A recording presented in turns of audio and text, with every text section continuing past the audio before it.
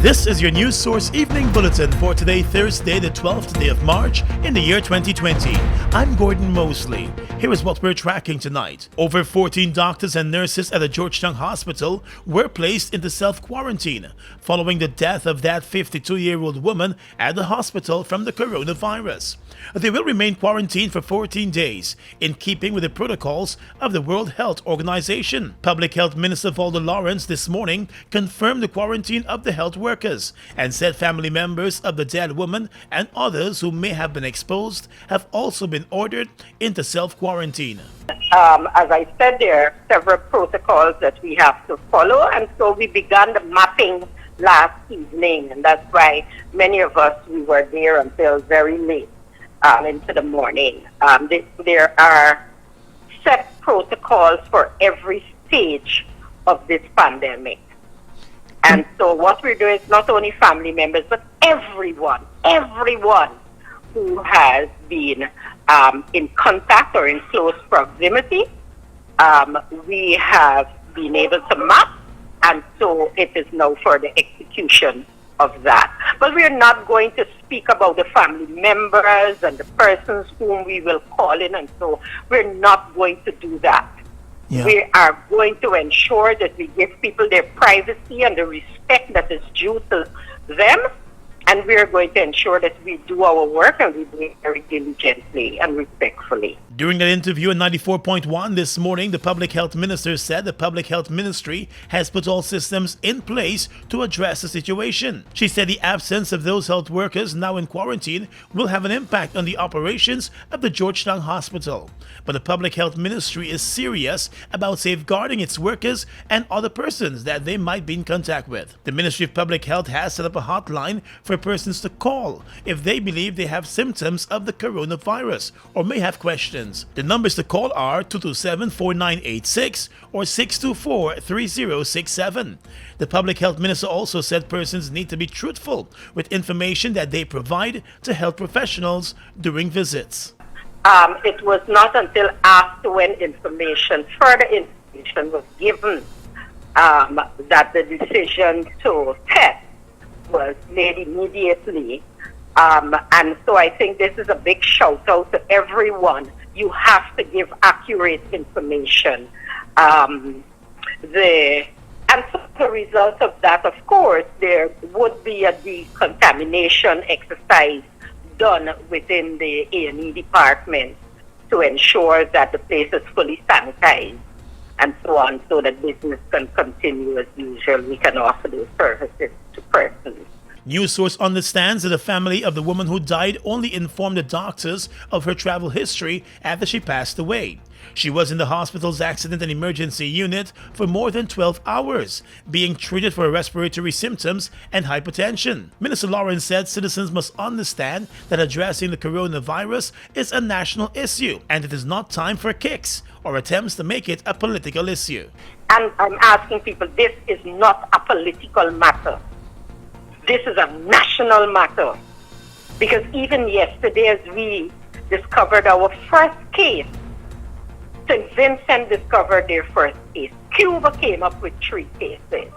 And the list goes on. There was a surge in this part of the world, in this region, the region of the Americas.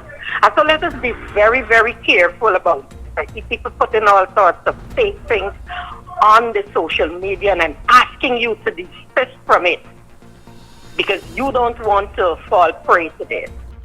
Last evening, in an address to the nation, President David Granger announced the establishment of 3 quarantine facilities and also announced the activation of the National Emergency Plan.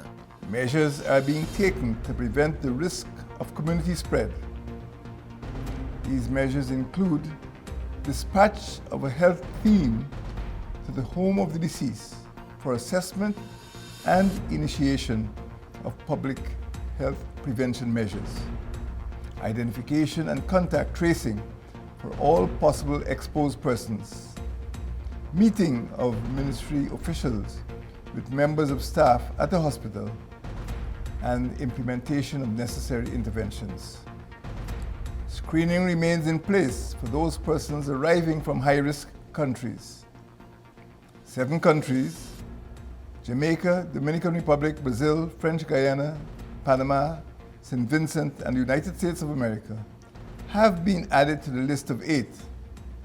People's Republic of China, Italy, South Korea, Singapore, Japan, Thailand, Malaysia, and Iran that were previously made public. The president called on citizens to remain calm while following the precautions being offered. More news coming up in a moment.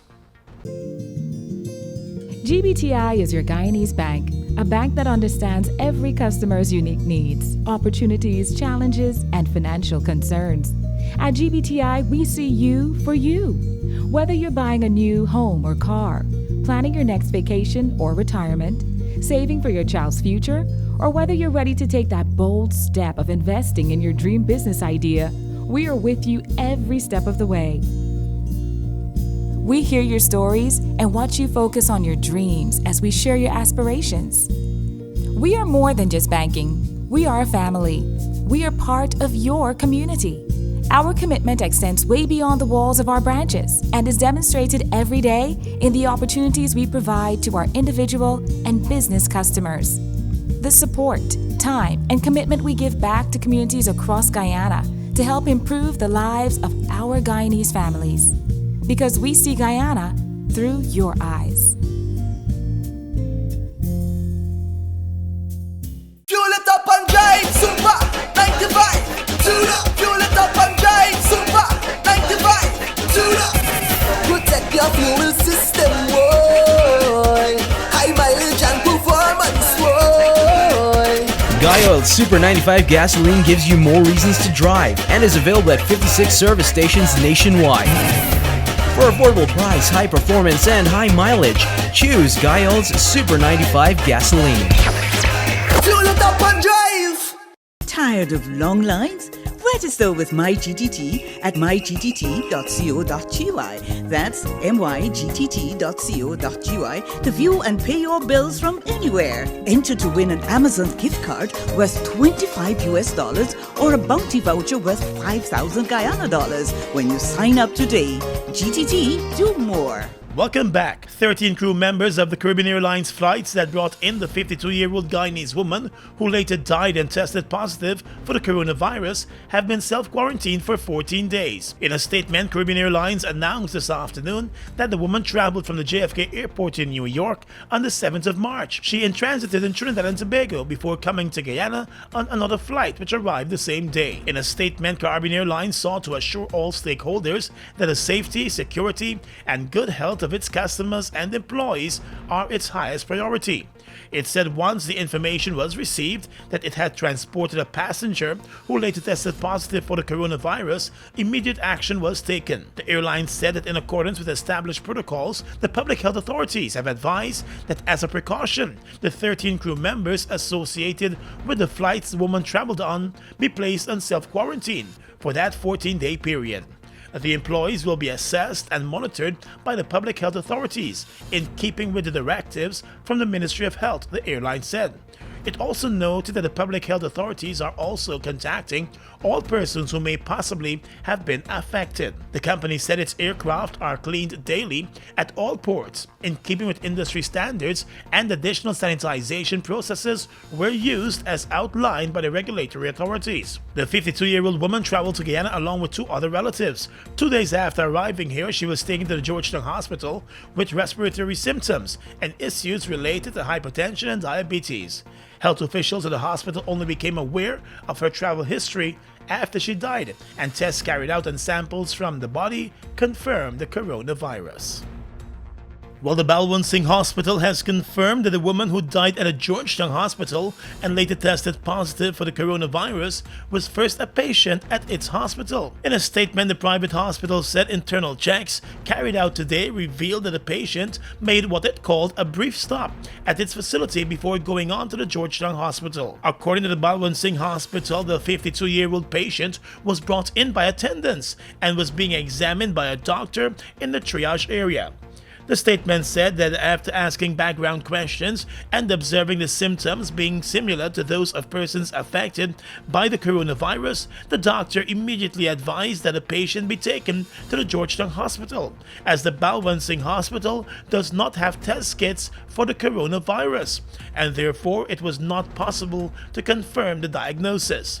The hospital said since then it has identified all persons who may have been in contact with the patient during her visit to the hospital and is ensuring that they are in quarantine and not on duty at the private hospital. The persons in quarantine include the doctor who saw the patient, the nurses, and the attendants.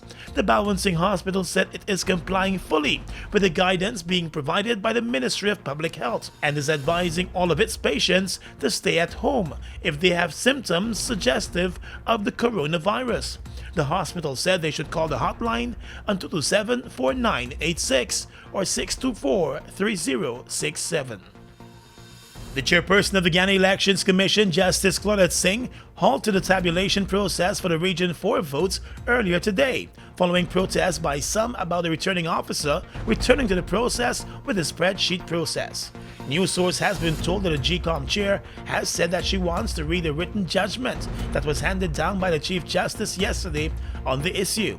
Chief Justice Roxanne George nullified the earlier declaration by the returning officer for Region 4, ruling that his declaration was unlawful. She ordered a return to the process, but made it clear that it will be the returning officer who will be in charge of the process and who will decide on the method or type of process to be used for tabulation. It would be for the returning officer and or the deputy returning officer to decide whether, in the interest of transparency, the addition process should be restarted or continued from where it was left off.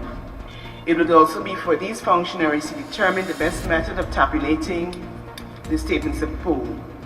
Again, it cannot be for the persons present to indicate how this should be conducted. But I want to emphasize that everybody else who thinks they can have an input in the same, it's not their statutory duty. This morning at the returning officer's office, the returning officer made a decision to continue the process using the spreadsheet process, from where the process was halted last time during the initial tabulation. While there was no issue with him continuing the process, a number of persons, including PPP-nominated GCOM Commissioner Says Gunraj, raised an objection to the use of the spreadsheet. What is happening is that the returning officer is attempting to force down the throats of the persons who are lawfully entitled to be there the use of a spreadsheet. The spreadsheet, which was spawned upon specifically by the Chief Justice in her process yesterday, is now being attempted to, the use is being attempted again. The Chief Elections Officer and the Deputy Chief Elections Officer were among the observers of the process. With the process now halted, the GCOM chair, Justice Claudette Singh, has made it clear that she will go through the written judgment of the court. The suspension of the process is likely to remain in place until she completes her perusal of that judgment. The spreadsheet process was used in 8 of the other 9 electoral districts. Well, since Guyana's first case of the coronavirus was announced, a number of pharmacies and other businesses have significantly increased the prices for those items that are to be used for preventative measures. At some pharmacies and supermarkets, the cost for disinfectants and hand sanitizers have increased by more than 200% over the past 24 hours. Several persons rushed to social media with their complaints about the price gouging. The Guyana Competition and Consumer Affairs Commission, in a statement, said it has received several complaints.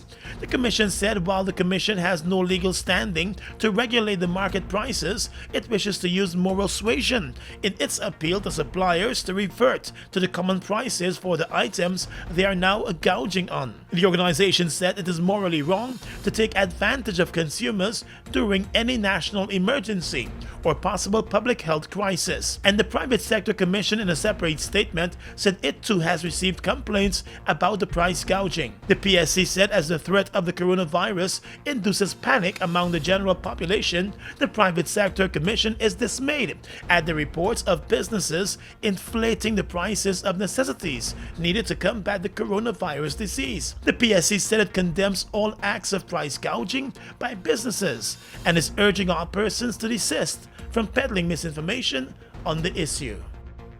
The chairman of CARICOM, Barbados' Prime Minister Mia Mottley, today said that any attempt to stall the process of tabulation of the Region 4 elections results would be going against the spirit of the ruling of the Chief Justice. Yesterday, Chief Justice Roxanne George ordered the returning officer for Region 4 to return to the tabulation process at 11 o'clock this morning. The process started but had to be halted by the GCOM chairman when agents of the People's Progressive Party objected to the returning officer using the spreadsheet system for the tabulation of the votes. The opposition party wants the process to be done by statement, but the Chief Justice also ruled that it is up to the returning officer and him alone to decide on the process to be used. At a media briefing this morning, the CARICOM chairman said she believes the Chief Justice's ruling was very clear and should be followed. Any attempt to be able to stall the process or any attempt to be able to obfuscate the process is one that runs against the spirit of the Chief Justice's judgment. Prime Minister Mottley also said she hopes that the returning officer understands that he holds the stability of the country in his hands. And it is against this background that we pray that even though a statute puts the power in the hands of a returning officer, that returning officer will understand that he holds in his hands the future and stability of Guyana as we go forward, because every vote must be made to count. Yesterday, the Barbadian Prime Minister and her team of other CARICOM Prime Ministers met with President David Granger and later Opposition Leader Barrett Jagtio. CARICOM has indicated its willingness to assist Guyana. President Granger has made it clear to the CARICOM leaders that it is unlawful for the President to interfere in the work of the Elections Commission. He said he will not interfere in GCOM's work.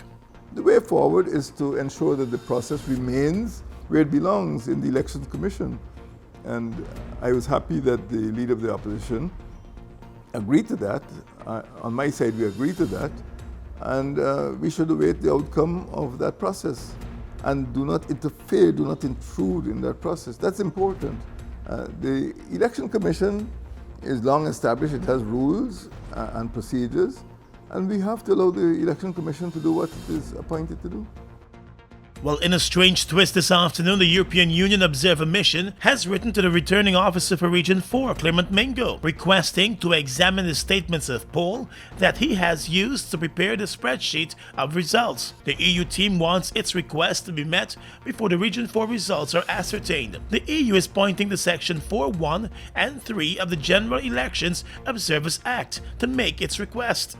Those sections of the Act refer to observers being allowed to scrutinize the list of electors, enter polling places, and seek information from the GCOM chair, the chief elections officer, or other election officers. The Act also states that the chair of the commission, the chief elections officer, and the elections officer shall cooperate with the observers and comply with any reasonable request. The request by the EU Observer Team is the first such request from any observer group and came on the same day that the returning officer for Region 4 was following the orders of the court to return to the process. The process was suspended following protests by the PPP over the use of the spreadsheet. The chairman of the Elections Commission has indicated that the process will continue tomorrow morning from 9 o'clock. That letter from the EU mission was made public moments after the acting assistant secretary for U.S. Department of State's Bureau of Western Hemisphere warned on Twitter that under U.S. law and practice, those who participate and benefit from electoral fraud, undermine democratic institutions, and impede a peaceful transition of power can be subject to a variety of consequences. The statement on Twitter by the U.S. official issued a call on the Guyana Elections Commission to follow what it called accepted procedures and allow international election observers to verify the results. The Elections Commission in Guyana operates under the Constitution and laws of Guyana. In the courts right now, ex-policeman and suspected gang leader Tion Allen, also known as Spoiled Child, was remanded to jail this morning after being charged for the murder of his girlfriend and mother of his child, Kalissa Hunt. He was not required to enter a plea to the indictable murder charge. He appeared at the Linden Magistrates Court earlier today. The body of 27-year-old Calissa Hunt was found on the 27th of February in a house at Amelia's Ward, Linden, with gunshot wounds. The woman's father was alerted by the boyfriend, Tion Allen, that she had been shot and was in the house. When the father got to the house, he only found his daughter's lifeless body, and Allen later turned up at the hospital alone, nursing a gunshot wound to his shoulder. Initially, the impression was given that the couple had come under attack, but when investigators started their probe, it was realized that there was no attack, and the murder had taken place in the house. Allen's injury to his shoulder was in the same spot where he had been injured a few months back while trying to escape a police roadblock. Officers suspect he shot himself after killing the girlfriend. A post-mortem examination revealed that the woman died from gunshot injuries to her chest. The matter will come up again in court later this month. Across the Region is coming up next. They've made a positive impact on the heavy-duty transportation industry in Guyana since they've arrived. Guyanese are amazed at their power, durability, efficiency, and superior handling capabilities. These are brand new trucks, manufactured in partnership with German, Italian, and French companies. They have a powerful reputation for operating under very adverse Guyanese conditions and come with full after-sales service and spare parts. They're the most sought-after trucks today, with over 500 units in Guyana, and they're available in over 100 countries, including South America and the Caribbean. Be smart. Buy brand new ST Howo trucks today. Call 608-4998 and arrange for an inspection at ST Truck Guyana Incorporated, Block B, Public Road, Covenant, East Bank, Demerara. We are legions of men standing strong, but never too proud to stoop and help someone. We must send a clear signal to all. Do right. Walk in upright ways, knowing that's what being a man is all about. And ever aware that things will only get worse when good men do nothing. Stand strong. Be the one to live right. Falls, a trademark of China's Zhanghao Incorporated, located at Land of Cane in East Bank, Demerara, was incorporated in April of 2013, with over $10 billion Guyana dollars invested in a state-of-the-art 100,000-barrel fuel storage facility, a modern service station, an office complex, and a modern wharf that can berth international vessels. Having no association with any other fuel company, Falls imports its own fuel, which meets quality specifications, has all the legal permits, and is in compliance with international requirements.